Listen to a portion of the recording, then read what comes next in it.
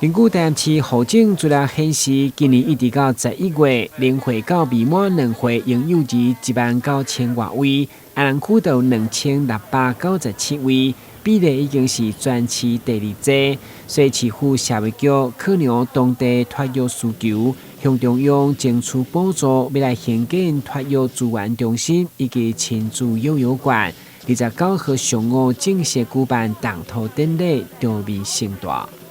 2.1安南托育资源中心新建工程开工动土，1动土开工平安，2动土动土吉祥，3动土一切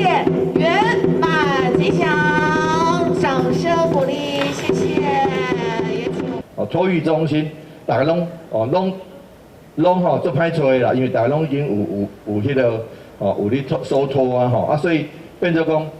费用嘛无俗啊，所以呢，咱即摆用公部门的力量，今仔去经这个咱的托育资源中心1楼呢是要正做亲子幼儿馆，是来父母是阿公阿嬷带囡仔带孙来到遮是带囝来到遮会当来遮佚佗外口是有公园，内底是有亲子幼儿馆，到2楼呢就是2岁以下2岁以上是吧？2岁以下咱的托育中心会当这个爸爸妈妈要上班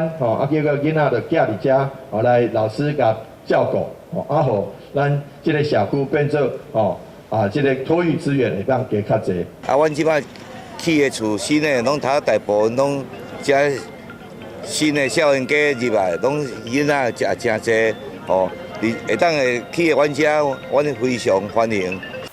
总建设经费6380万的安南托育资源中心，伫动土以后，预计2024年完工。到时将起2层楼，1楼是亲子幼儿馆，提供0岁到4岁幼儿甲家长做伙学习佚佗空间；2楼则是公办民营的托婴中心，预计将收60名未满2岁婴幼儿，希望增加安南地区公共托育的环境，嘛表达台南支持友善育儿的诚意。台南新闻管制何超邦采访报道。